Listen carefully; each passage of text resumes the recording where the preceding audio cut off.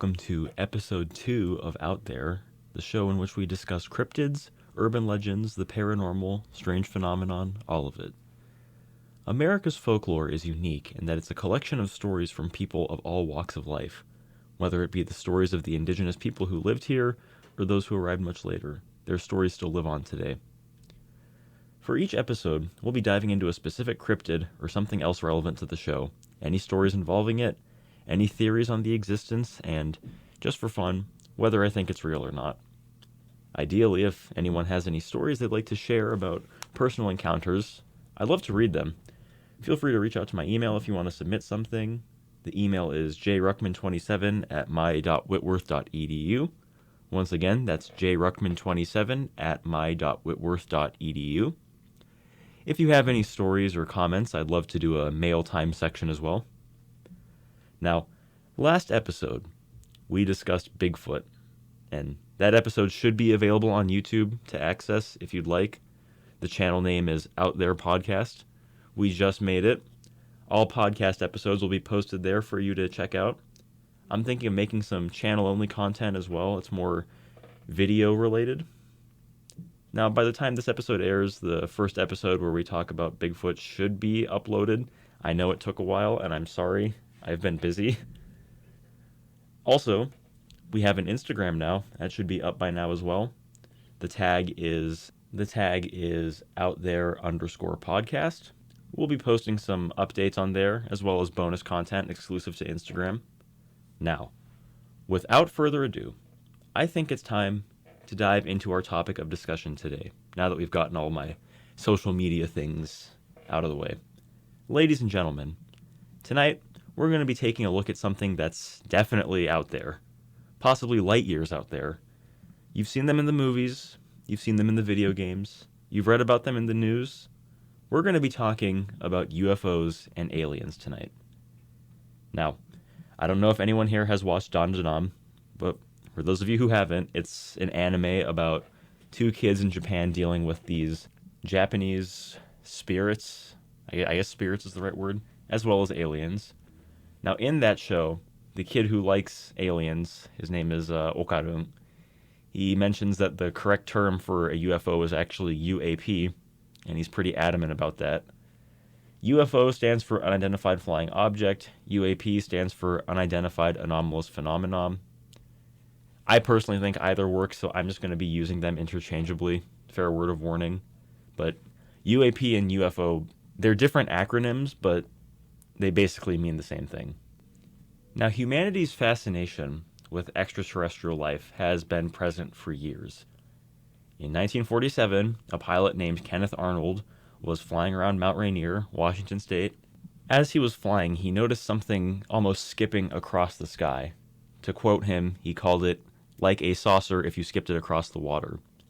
That phrase coined the term flying saucer, which stuck and began appearing in newspapers all across the United States. Shout out to my home state, by the way. We got Bigfoot and we got aliens. We are where the term flying saucer came from. So, shout out Washington, big ups. After that incident, a few weeks later, William Brazel, once again, we established this last episode. If I mispronounce something, I apologize. I am not trying to be disrespectful. But William Brazel, I'm going to assume that's how it's pronounced, a rancher located 75 miles north of Roswell, New Mexico, encountered a wrecked vehicle that had ended up on his property the night before during a storm. In the wreckage, he noticed metallic foil, a rubber-like material, strange paper, and rods of various shapes and sizes.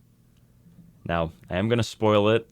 The Roswell incident really helped kick off a lot of the UFO craze, but the government claimed later that what he found was just a crashed weather balloon. Now, this claim has still been put under scrutiny. I have no idea why it's being scrutinized because the government is totally and completely truthful and honest with us 100% of the time. And I totally can't fathom the government lying to us. There's no way. There's no way. They're totally honest with us 100% of the time. But anyways, regardless on whether or not this incident was real, the alien craze swept the nation. Films like Forbidden Planet, Robot Monster, it came from outer space and the thing from another world established a strong presence in the 1950s box office and paved the way for our fascination with space and science fiction as a whole. Now, throughout the decades, alien abduction stories have continued to grab media attention. On the night of September 19th, 1961, Barney and Betty Hill were driving through a rural New Hampshire road. The couple were returning from a trip to Montreal. While driving, Betty noticed a strange light floating in the distance. After seeing the light begin to move erratically, Betty began to suspect that it was something other than a star or satellite. The object flew closer to them, eventually almost stopping directly above them. Barney grabbed his gun and exited his car, looking up at the object. He later described it as a pancake-like disc glowing with brilliant white light. The couple tried to flee, but suddenly were hit by a wave of drowsiness. Now, according to the Hills, they were stripped naked and examined by a group of lanky extraterrestrials who took hair, skin, and nail clippings, I assume for biological samples. A 6-inch needle was also inserted into Betty's stomach. Apparently the creatures spoke English and showed them the location of their home planet, which Betty was able to recreate during a therapy session. They also apparently joked around with Barney while experimenting on him. 14 years later, on November 5th, 1975, Travis Walton and a group of loggers spotted a large, metallic disc floating in the air. Strange sounds emanated from the disc. The disc grew closer, and the next thing Walton knew, he had woken up in some sort of operating room. For the next 5 days, Walton stayed within the craft, being examined by aliens that, according to him, were significantly shorter than him and had a hard time restraining him. Eventually, after 5 days, Walton was found, probably released by the aliens, and went on to tell the tale. His account is what inspired the movie Fire in the Sky. I don't know if you've seen it, but it's that one really freaky movie where the aliens abduct the guy and then they put that gross-looking white membrane over him and they like force his mouth and eyes open and start poking and prodding and experimenting and just going to town on him. I think next to the chestburster scene in Alien, I think that is probably one of the nastiest like biological alien horror moments I've seen in a film. Over 2 decades later, in 2007, former United States Marine Terrell Copeland captured footage of what he believed to be a UFO on video. He described it as an orb of multicolored lights floating 300 feet off the ground. A few days later, he woke up from a nap, unable to shake the feeling that something was trying to break into his apartment. Upon listening closer, he could hear someone or something messing with his door. Copeland panicked, naturally, and tried to grab his gun, but began to tense up and experience a sleep paralysis-like feeling. He suddenly heard a voice say, "You don't need that weapon. We won't harm." What happened in the next 4 hours were not completely remembered by Copeland.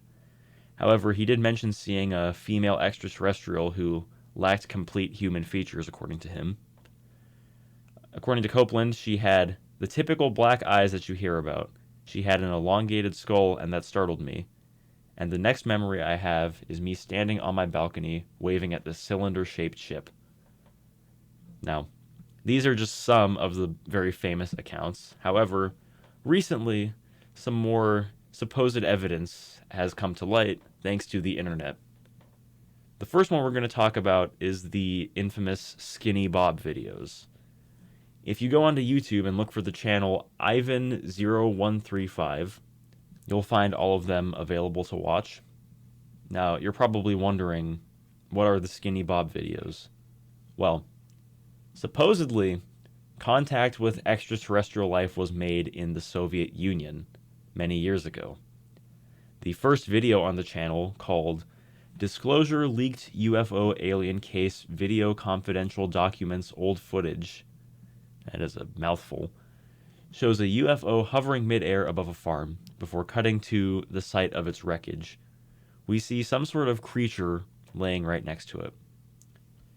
The next video, titled Alien Gray Extraterrestrial Zeta Reticuli UFO Leaked Footage.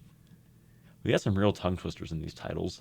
shows video footage of what appears to be an interview or just general photographic documentation of the alien. The alien is nicknamed Skinny Bob because he's quite tall and lanky and very skinny. The creature has a large head, big bug-like black eyes, and a black turtleneck, as well as black pants. Now we can see it moving and blinking throughout the video as it's being filmed. In the last video, Alien Gray Extraterrestrial Zeta Reticuli Tape 06 Family Vacation, it's revealed that the Ruskies ended up forming a pretty good diplomatic relationship with this alien species. The video is mostly just captions, and so I'm going to just read everything. It says, "From the first contact in 1942, a series of diplomatic visits to discuss matters of mutual concern were planned. Under the Treaty 2304, these meetings would take place in secrecy. A limited number of special agents would escort visitors, and they would only meet high-ranking officers." I assume the visitors is referring to the aliens. "According to the document 072E, at the time of meeting in 1961, there was an incident involving 3 subjects due to the violation of the agreement by the officers at the military base when they discovered that their arrival had been filmed without their consent with a hidden device. Under the Treaty 2304, the meetings would be confidential, and filming or taking photographs would not be allowed."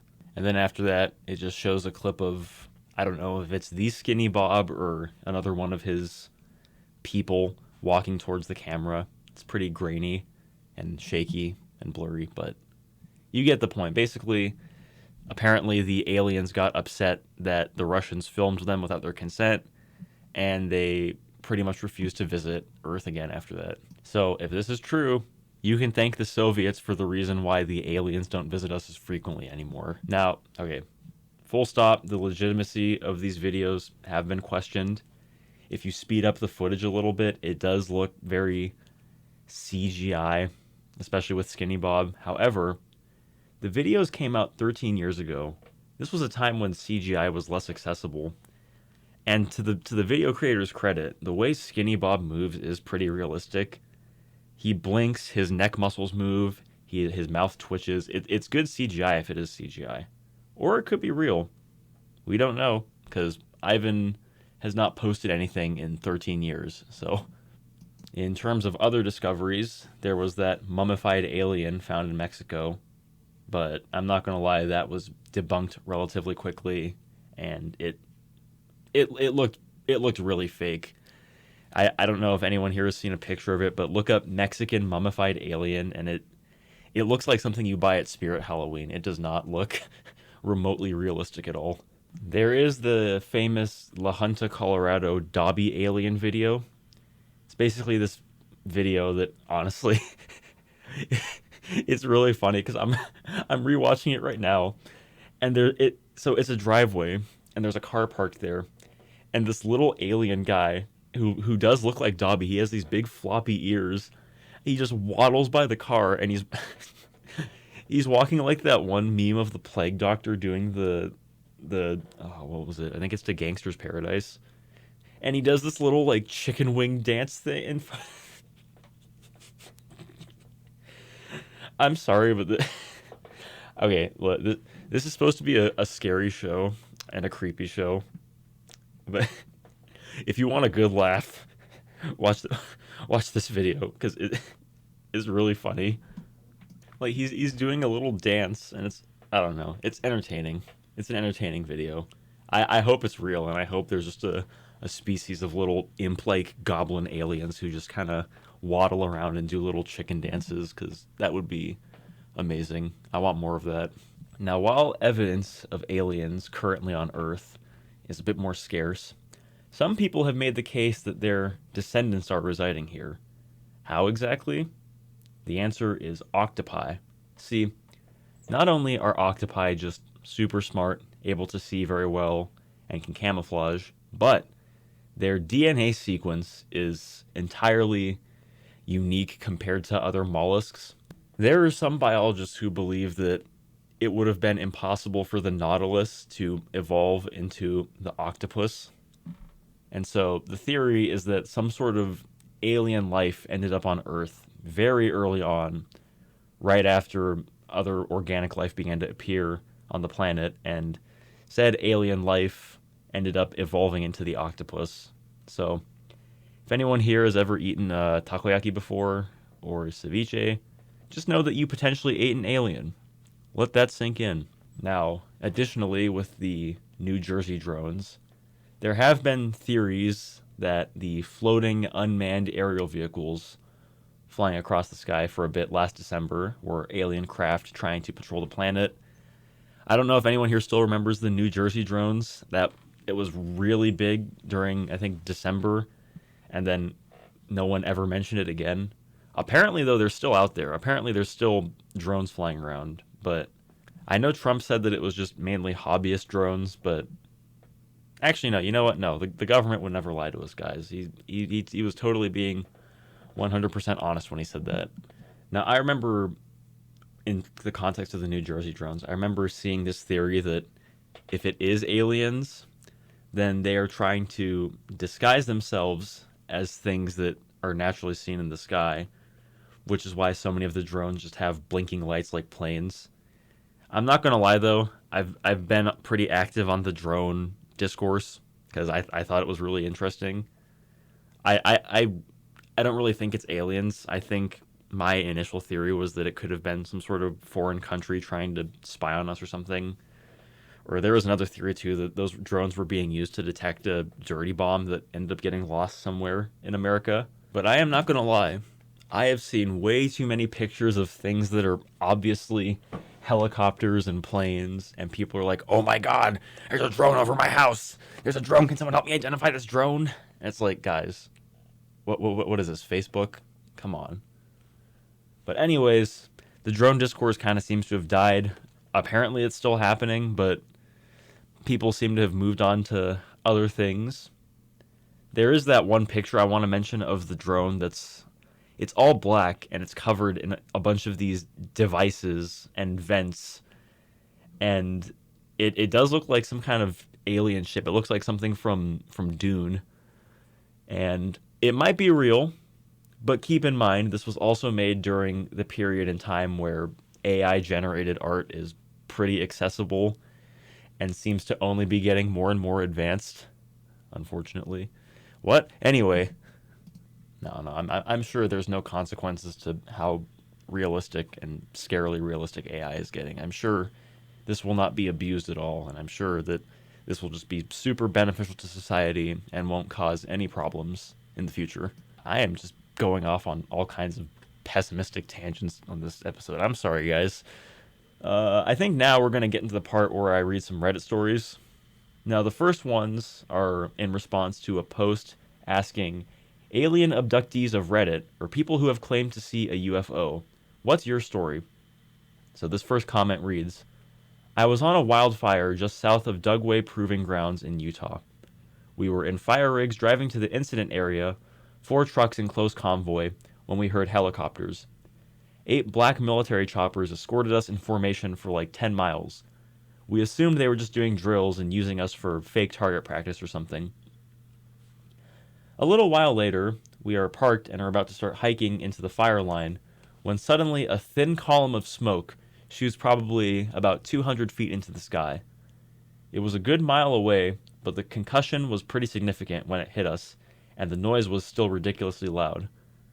We thought it was probably no big deal. We were near a strike zone.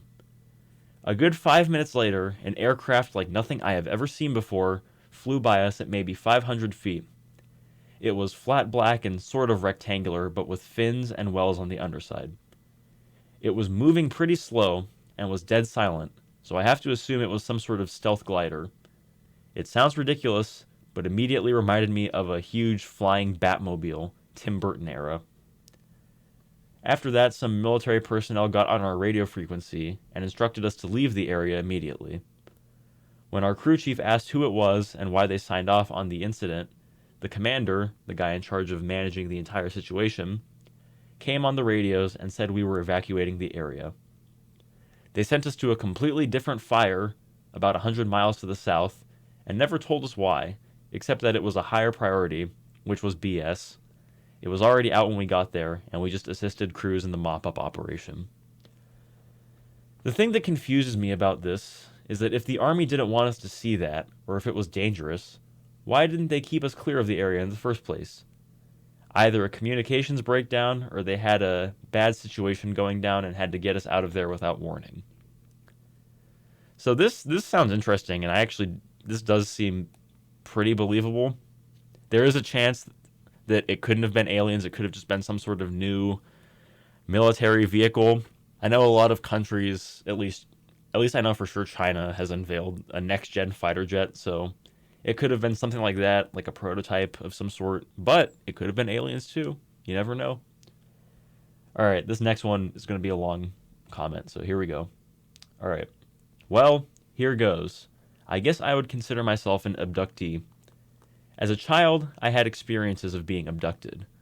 I would lie awake in my bed all night in a state of hypervigilance, trying to observe the bedroom door, closet door, windows, and walls around me all at once, until I exhausted myself to sleep.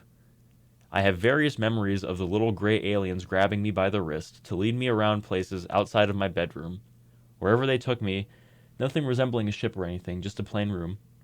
Counting my spine, they would run their fingers up each vertebrae on my back, and to my child's mind, they were counting them. Entering my room through the walls, and so on. I am terribly afraid of needles, and I'm always worried that the nurse is going to touch the bone of my arm with a needle. The small gray ones are about as tall as toddlers. 3 feet, I suppose, classic gray. Large heads, big insect eyes. Their torso and limbs are very slender, and you have difficulty figuring out how they stand and walk upright carrying that large head. Their fingers are very long, and the long fingers and the eyes are the creepiest things about them. Being with them is like being in the same room as a very creepy doll or mannequin, except they move around and are alive. They have a very disturbing vibe about them. Their skin is gray and seems not to be flesh. It looks like it's made out of construction putty or something like that. They have no wrinkles and no musculature. Their skin doesn't wrinkle when they move, and you can't see muscles flexing or anything like that. They don't seem to have any personality or will. They are just like drones or something. I imagine that they probably stand in a closet when they are not working. But they still seem to be organic.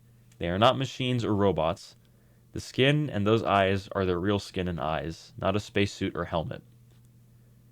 I also have memories of a big gray alien, perhaps 6 feet tall, who would be brought after the little guys were done with me. She definitely had a personality and sense of presence about her. Her skin seemed to have more features. She wasn't just putty like the other guys. I don't know how I thought she was female, but perhaps her features were more slender. She would look into my eyes with her large eyes, and she could see all of my thoughts. I could sense her in my head. She would say things to me, clearly as an attempt to get me to believe them or buy into them. I could recognize them as not being my thoughts, but she didn't seem to care. Trying to push against her will is like trying to push a car in neutral when it's coming down an incline. The car will push you instead. Having her in my mind was a very disempowering experience, and I would almost liken it to SA, but I don't know what SA really is like, and I imagine it's way worse. But I'm trying to give you an idea of what it's like. It's not cool or fun at all. Someone else is in your innermost sanctum, your own mind and thoughts, and you didn't invite them. You don't want them there, and they're just doing whatever they want. At various times, she told me telepathically, "Don't make too much trash or people will get sick, and stop cutting down so many trees." She also told me, "We're very grateful for your help. You're a big help to us in our project, and don't tell other people about us because they can't see us and they will only get upset." She tried to make me feel positive about being there, but I wasn't having any of it. I only wanted them to take me back home. I had no idea where I was. It's like when you're a kid and a teacher tries encouraging you for doing something you don't want to do, like sweeping the floor or picking up after yourself. "You did a great job sweeping. You're such a big help." You don't care about helping the teacher. You just want to go and play or whatever. Well, I didn't care what the big one was saying. I just wanted to go home. They never told me any secrets of the universe, and I've never had any hybrid alien or non-gray experience. For what it's worth, I have had sleep paralysis, and to me, these are different, just like a dream is different from a nightmare, and a nightmare is different from sleep paralysis. In sleep paralysis, I have a dream or nightmare about a physical presence that is hostile and angry, and is physically restraining me or accosting me. I panic for a few moments, find that I can't move, and then I jerk myself awake. Once I'm awake, it fades away quickly, just like a nightmare becomes not so real when you wake up. With alien abductions, I don't find myself knowing that they've happened. I just wake up feeling completely awful, maybe several days in a row, and I might have daydreams about aliens or remembering scenes from alien abduction shows.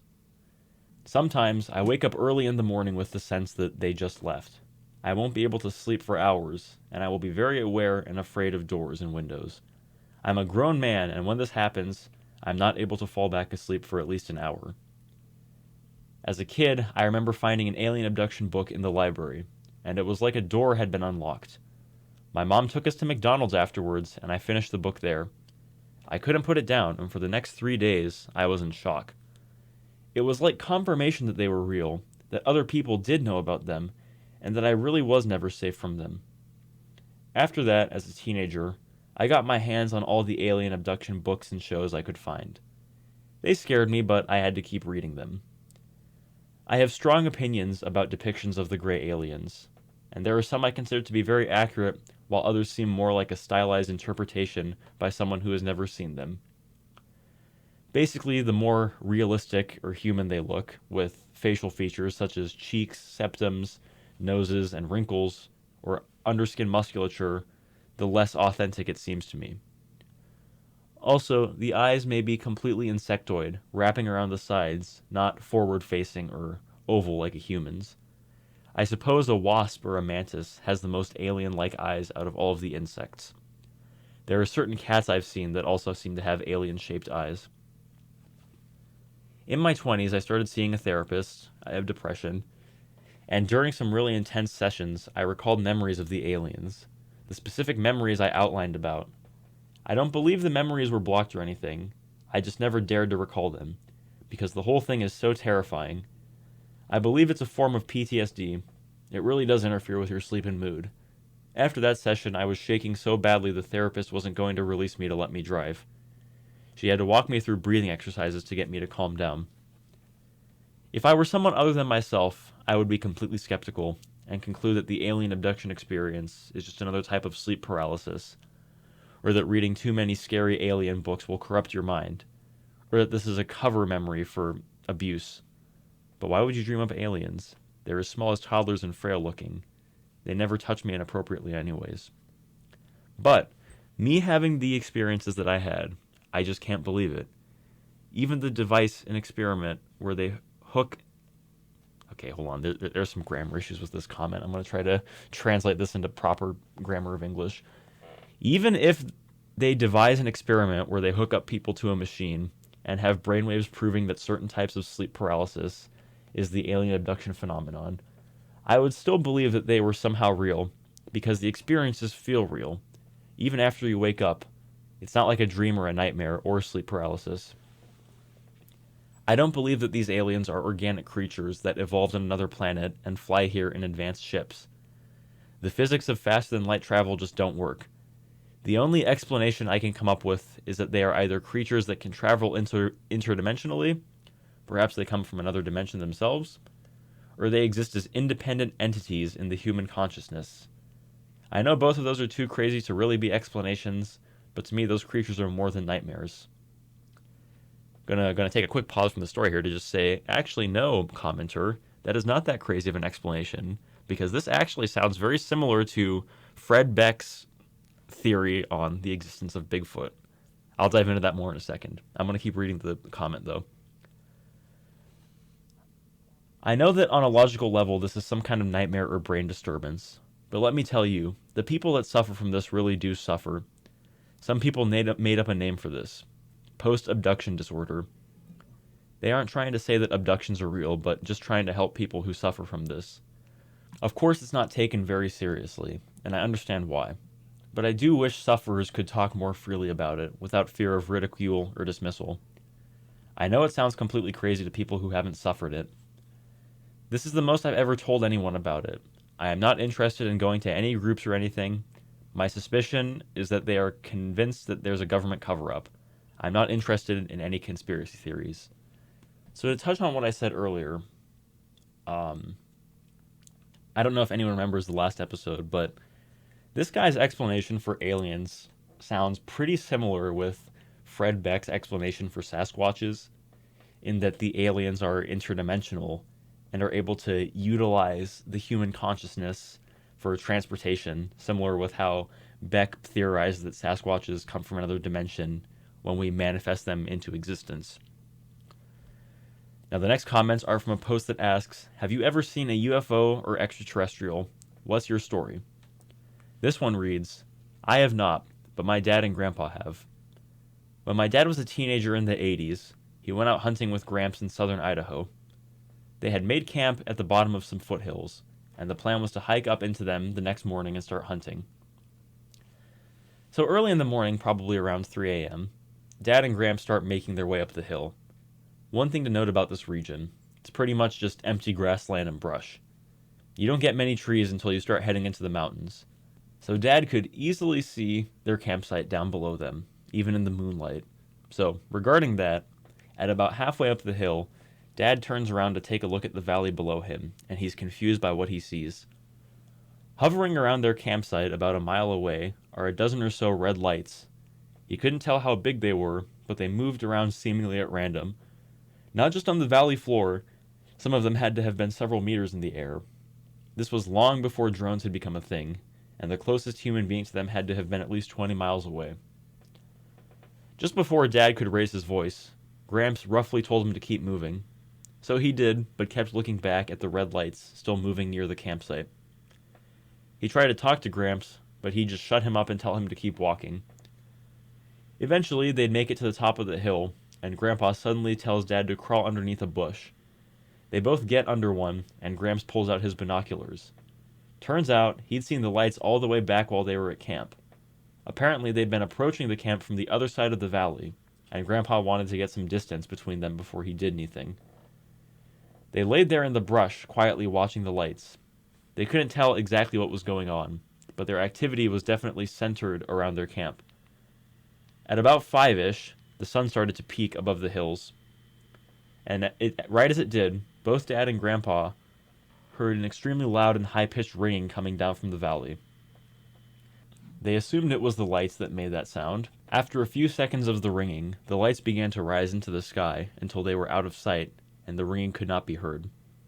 It was this event that made both of them question what they'd seen.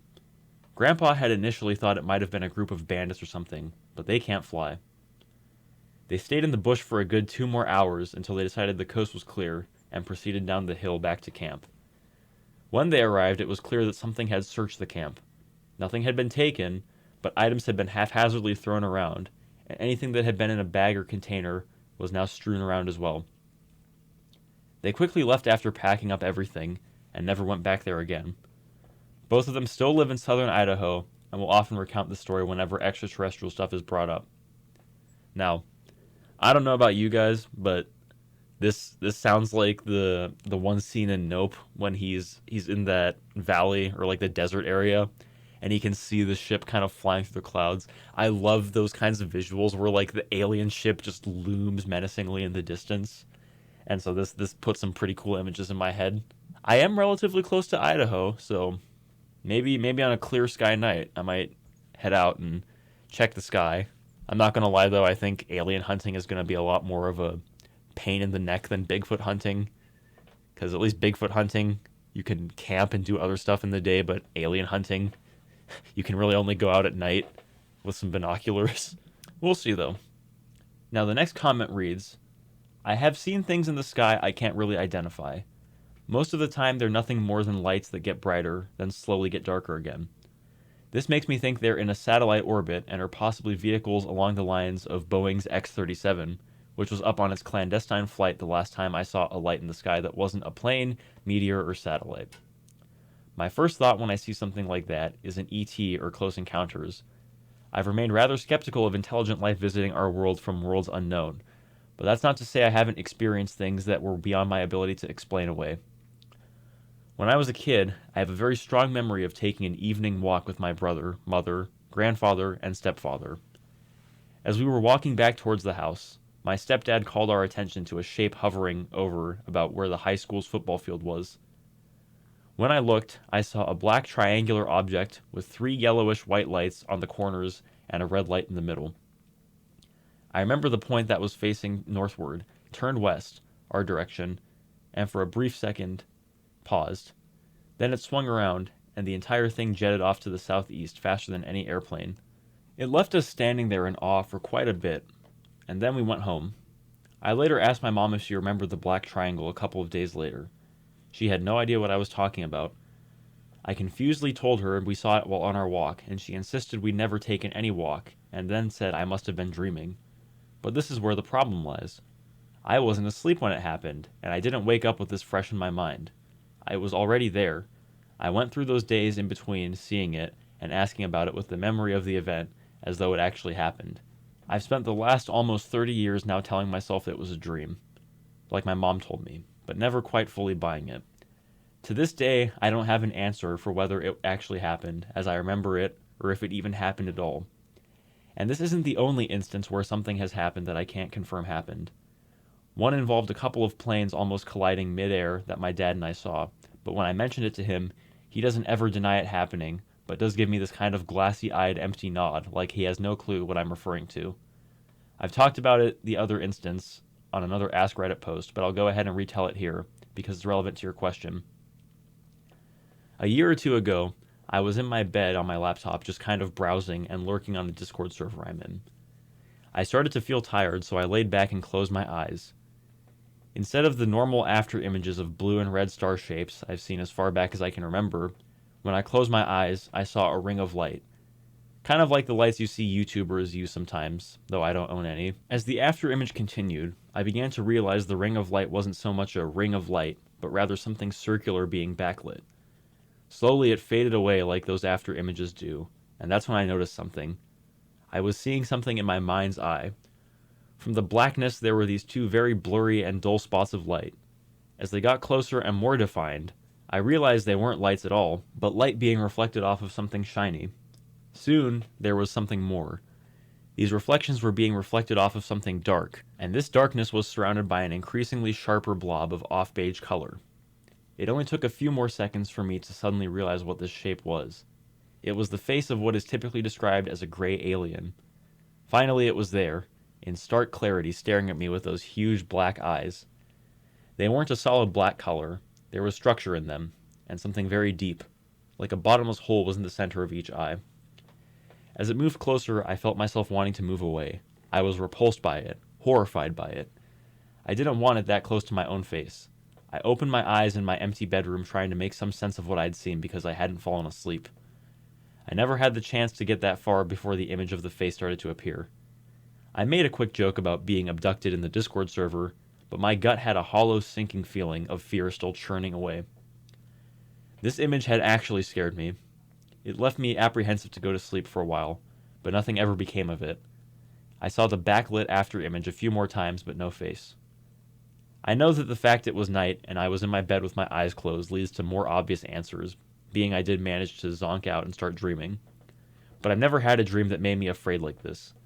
Sometimes nightmares will give me the occasional jolt, but it always wore off pretty quickly. Not this. In fact, thinking about that face now still makes me feel uneasy. I'm not ashamed to admit whatever it was, a dream, a vision, visitation, trick of a stressed out brain, I don't want to see it again. I don't want to stare into those unfathomably deep and eternally black eyes. Now, a common theme here in these stories seems to be sleep paralysis, and I will say that this is used as an argument against alien existence. The claim is that people just have a lucid dream or some sort of sleep paralysis episode from an overactive imagination, and they end up visualizing being abducted in that state. This one reads, I've seen lots of UFOs. I'm really bad at identifying flying objects. You know what? That's fair and valid. Now, with that in mind, do I believe that aliens are real? For me, okay, I 100% think they exist. I think we live in a very large and dense universe, and I find it hard to believe that there aren't at least one or two other sentient species out there. I do think that our solar system is probably pretty out of the way from the other planets and galaxies and the like with life on them, so that's why I don't think we're being constantly visited by aliens. But from what I've read, it seems like every abduction has had some sort of research aspect, almost like the abductors are a research team experimenting on humans. I think the only real reason aliens come here is mainly for scientific purposes. I don't think we're the most primitive species in the universe, but I wouldn't be surprised if some extraterrestrial species are fascinated by us as a species and the way our technology works and evolves in the same way that we're fascinated by monkeys and like orangutans using saws to cut branches or speaking in sign language. Now, I am willing to bet money that once humanity starts expanding our domain to the cosmos, when we start colonizing space and having space colonies and Mars colonies and all that, I think we will probably start having more interactions with extraterrestrial life more frequently.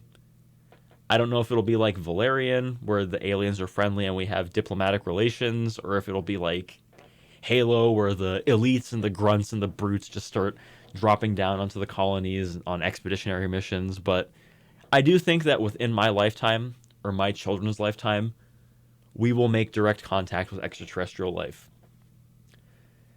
Now, with that, I think this is where we start wrapping things up. I know this episode was a bit shorter, so I apologize. I've been pretty busy this week since my professors are just throwing out assignments left, right, and center before spring break. No shade to them, but like, guys, I might need some kind of financial recompensation for the carpal tunnel I'm about to get from all this writing. I do want to do a follow-up episode on some conspiracy theories which involve aliens. I'm just trying to save them for that episode specifically. On the topic of the future, there will be an episode next week. However, there will not be one on the 21st or the 28th, as that will be my spring break. Do keep an eye on Instagram and YouTube, though, because I do want to post some stuff on there in the meantime. Once again, if you guys have any stories or anything like that you want to share, please feel free to email jruckman27@mywhitworth.edu or shoot me a DM on Instagram at the outthere_podcast. Thank you all for tuning in to listen. I hope you guys have a good night, and join us next time when we take a look at what else is out there.